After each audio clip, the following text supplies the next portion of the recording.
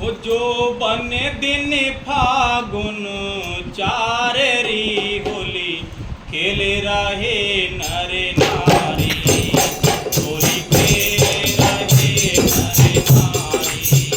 जो बन दिन फागुन चार री होली खेल रहे नर नारी, होली खेल रहे नर नारी। जो बन दिन फागुन चार री होली खेल रहे नर नारी, होली खेल रहे नर नारी, होली खेल रहे नर नारी। रंग बेरंगा उपवन सजा है, तर बरखा ले आए।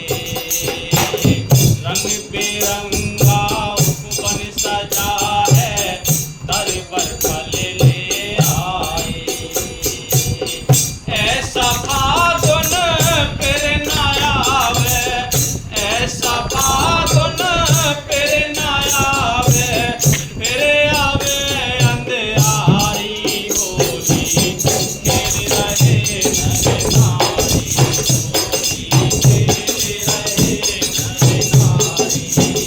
जो बन दिन फागुन चार री होली खेल रहे नर नारी, होली खेल रहे नर नारी, होली खेल रहे नर नारी।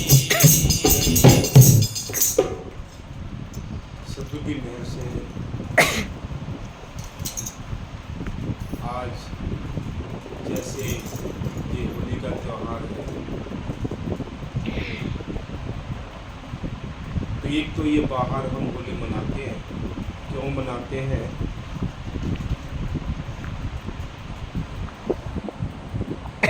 ये होली का त्यौहार हमें भक्ति का संदेश लेकर आता है, लेकिन उस भक्ति के संदेश को हम कोई अमल नहीं करते। जो इस त्योहार को मानते हैं,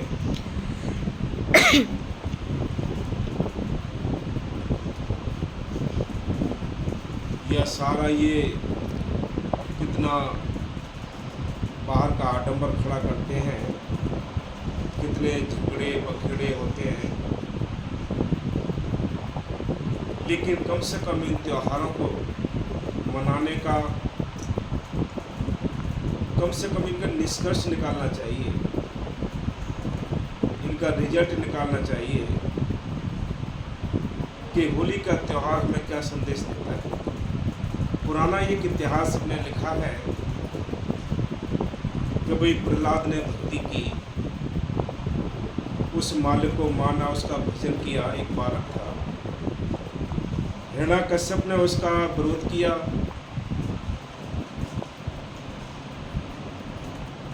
उसको इतना अहंकार छाया हुआ था कि वो राम का नाम नहीं लेने देता। एक छोटा बालक जो प्रहलाद था, उसके अंदर उस मालिक की करंट, उसके अंदर संस्कार थे, जो मालिक को मानता और राम नाम का भजन करता। हिरण्याकश्यप कितने उसको मारने के षड्यंत्र किए,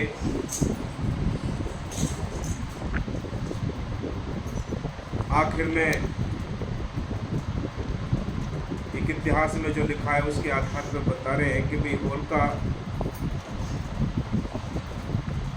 ने एक षड्यंत्र रचा कि भी मेरे पास ही तंजीर है, आप कूड़ा करकट इकट्ठा करवाओ और मैं इसको अपने गोद में लेकर बैठ जाऊंगी, शीतल चीर के होने के कारण मैं बच जाऊंगा, ये जल जाएगा। ये आखिरी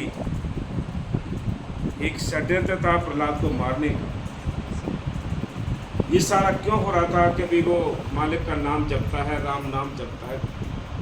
हमारे सामने की बात नहीं कि इतिहास के हिसाब से लोग जो मानते हैं या जो लिखा है, सीरियलों के जरिए, ग्रंथों में भी लिखा है, मालिक ने उसकी पल पल रक्षा की। हर पल मालिक ने अपने भक्त की रक्षा की, उसको बचाया, उसको जहर दिया, ऊपर से गिराया, कहाँ तक सारे इंतजाम किए उसको मारने के कि अगर ये राम नाम नहीं छोड़ेगा तो इसको मार देगा। आखिर में क्या होता है कि होलिका जैसे ही उसको गोद में लेकर बैठती है, कूड़े करकट में आग लगाई जाती है, लेकिन मालिक ने वहां भी उसकी प्रहलाद की रक्षा की कि जो शीतल चीर था वो प्रहलाद को उड़ा दिया और होलिका फिर भी उसमें भस्म हो गई, जल गई।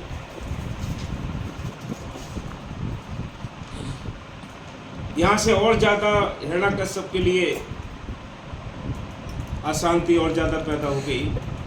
फिर उसने स्वयं उसको मारने का प्रण किया कि मैं अपने हाथ से ही इसका अंत करूँगा।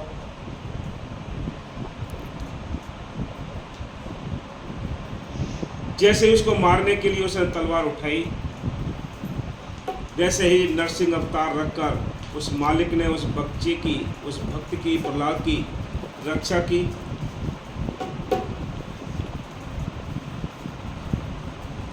और हिरण्यकश्यप का अंत किया।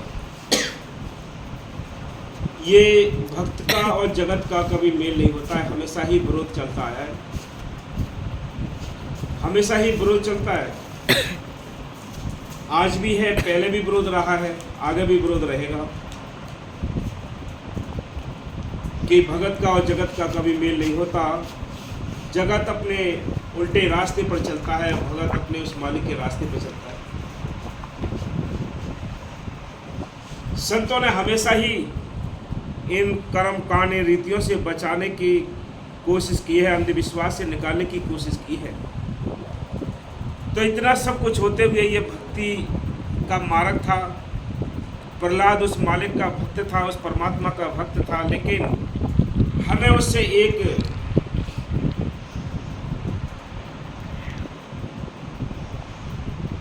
हमें संदेश लेना चाहिए, ये प्रण कर लेना चाहिए कि वे प्रहलाद ने भक्ति की, उस मालिक का भजन किया तो मालिक ने उसकी रक्षा की, हर पल उसको बचाया और राक्षस का अंत किया। लेकिन आज का समाज देखिए, आज की जो रीतियां हैं उनको देखिए कि चाहिए तो कि भाई हमें वो सीख लेनी चाहिए थी कि प्रहलाद ने भजन किया तो हमारी भी उसी तरह जैसे प्रहलाद की रक्षा की है मालिक हमारी भी रक्षा करेगा, ये विश्वास होना चाहिए। लेकिन विश्वास नहीं, और हम क्या करते हैं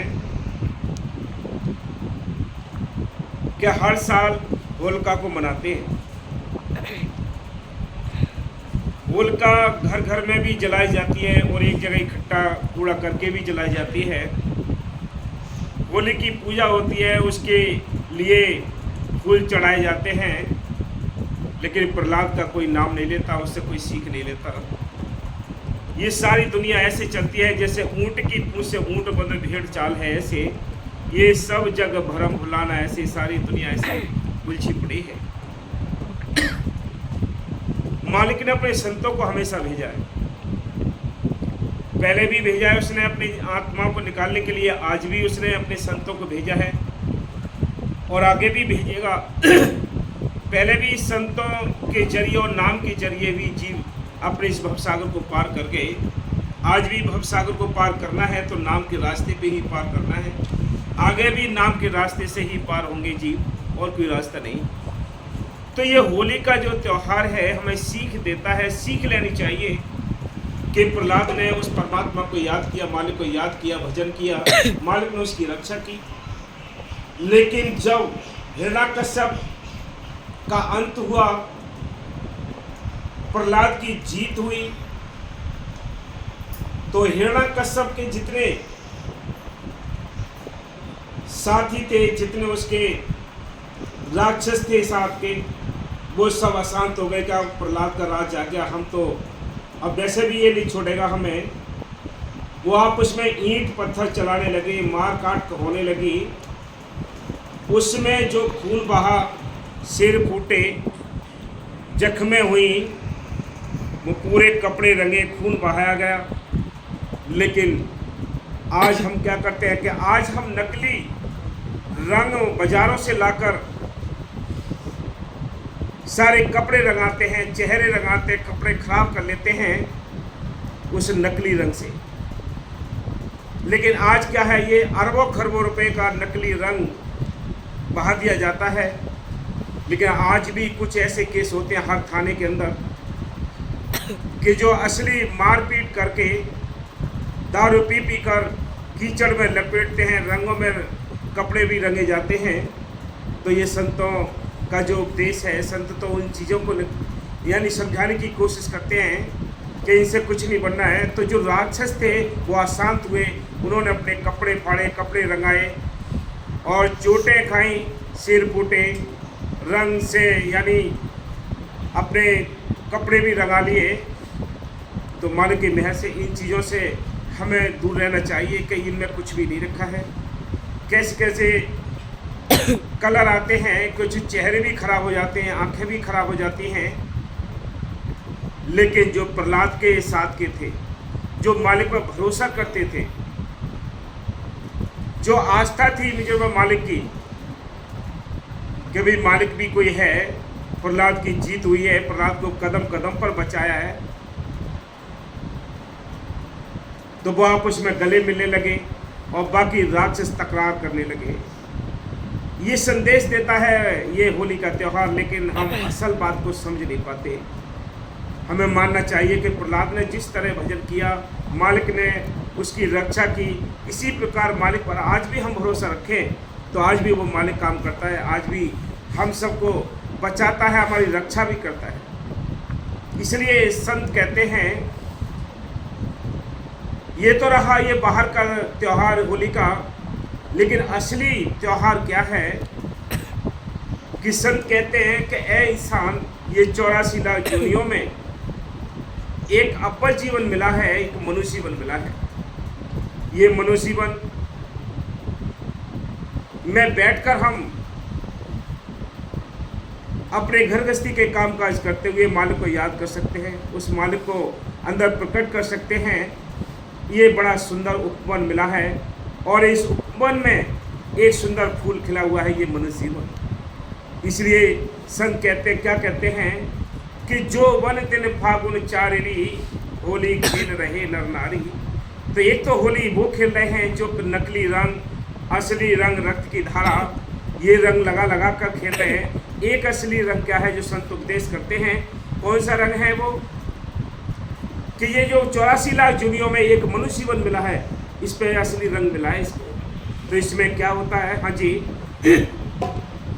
होली खेल रहे नर नारी, होली खेल रहे नर नारी, जो वन दिन फागुन चारिणी, होली खेल रहे नर नारी, होली खेल रहे नर नारी।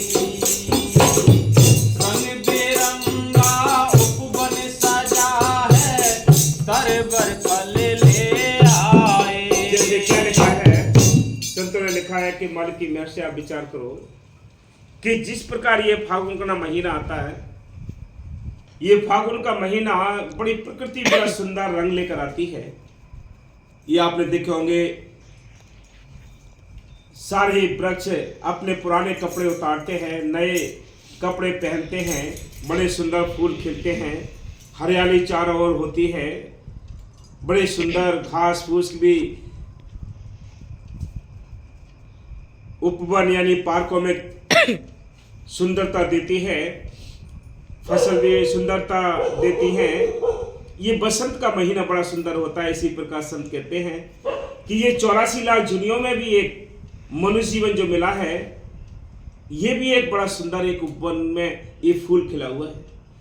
इसमें बैठकर हम दोनों काम कर सकते हैं कि मालिक की मेहर से अपना घर गृहस्थी के काम काज करते हुए अपने परमात्मा को सतगुरु के लिए अंदर देख सकते हैं, लेकिन कब? इसलिए संतों ने लिखा है कि फागुन के दिन 4 होते हैं और लोग होलियाँ खेलते हैं, गुलाल उड़ते हैं, रंग लगते हैं। प्रकृति भी बड़ी सुंदर यानी खुशहाली लेकर आती है, सुंदरता लेकर आती है। बड़े सुंदर सुंदर फूल खिलते हैं। पार्कों में जाकर देखिए बसंत के महीने में। ऐसे ही ये मनुष्य जीवन 84 लाख जूनियों में बड़ा सुंदर मिला है। इसमें भी हम नहीं जागे तो आगे कोई ऐसा टाइम नहीं मिल पाएगा, ऐसी जूनी नहीं मिल पाएगी जिसमें बैठकर हम जाग पाएंगे। इसलिए समय रहते जिसने कदर कर ली इस मनुष्य जीवन की, वो अपना इस भवसागर से पार हो गया। बाकी सब ये अंधेरी में अपना टाइम गुजारते रहेंगे।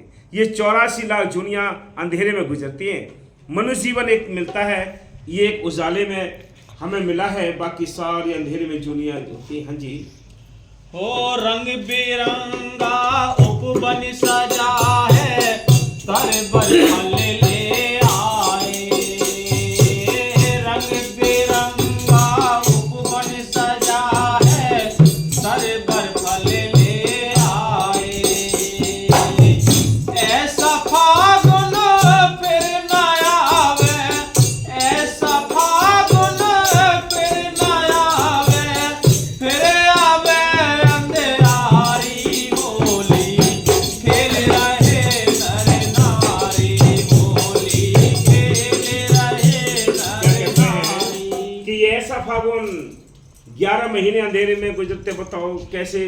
मतलब आज जो महीना आया है बसंत का, ऐसे ही संत कहते हैं ये 84 लाख जूनियों में अपन जीवन मिला तो मनुष्य जीवन मिला है। ये मनुष्य जीवन आज हमारे हाथ से छूट गया। आज हमारे हाथ से ये मनुष्य जीवन, ये हीरा जन्म अगर छूट गया बातों बातों में, विषय विकारों में, तो आगे ऐसा कोई जन्म नहीं मिल पाएगा जिसमें बैठकर तुम मालिक को याद कर पाओगे। फिर तो अंधेरी रात है। जिस अंधेरे में हम टाइम गुजार के आए हैं, 84 लाख जूनियाँ भोगी हैं, जिसमें 30 लाख प्रकार के दरख्त हैं, 27 लाख प्रकार के कीड़े मकोड़े हैं, 14 लाख प्रकार के पक्षी हैं, 9 लाख प्रकार के पानी के जीव हैं, 4 लाख में भूत प्रेत देवी देवता मनुष्य जीवन। ये सारी जूनियाँ हमने अंधेरे में भोगी हैं। आज मनुष्य जीवन मिला है तो उजाले में मिला है। और इसमें भी हम अंधेरे में रहे, इसमें भी हमने नहीं अगर समझा, संतों की तलाश नहीं की, संतों से नाम लेकर नाम का अभ्यास नहीं किया, तो आगे अंधेरी रात तैयार है। हाँ जी। ओ कोई खेला कोई खेल रहा है, कोई खेलन की तारी। कोई खेला कोई खेल रहा है, कोई खेलन की तारी। अपने अपने रंग ले आए, अपने अपने रंग ले आए। राजा रंग भिखारी होली खेल रहे नर नारी, होली खेल रहे नर नारी। क्या कहते हैं कि सारा कुछ एक अपने संस्कार पर डिपेंड करता है। सारी दुनिया होली खेलती है, सबके रंग संग आते हैं। अगर सबके रंग संग ना आए हैं तो कोई बदमाश है, कोई जोहारी है, कोई शराबी है, कोई आतंकवादी है, कोई कुछ करता है, कोई कुछ करता है। सब अपने अपने रंग लेकर आए हैं। हम उनको कितना ही समझाएं, जोहारी को कितना समझाएंगे नहीं समझता, शराबी को कितना समझाएं नहीं समझता। ये रंग सबके ऊपर चढ़े हैं, ये रंग चढ़े हैं, ये रंग उतरते नहीं। जिस पे भक्ति का रंग है उसका भक्ति का रंग नहीं उतरता। लाख कोई किसी बुराई करे कुछ करे लेकिन उसका रंग नहीं उतरता। इसी प्रकार सबके रंग अपने अपने साथ आते हैं, सबके रंग सब अपने संग लेकर आते हैं। कोई खेला, कोई यहाँ से खेल के जा चुका है, कोई खेलने की तैयारी कर रहा है, कोई आगे खेल मौके पर खेल रहा है, कि सब अपने अपने रंग लेकर आए हैं।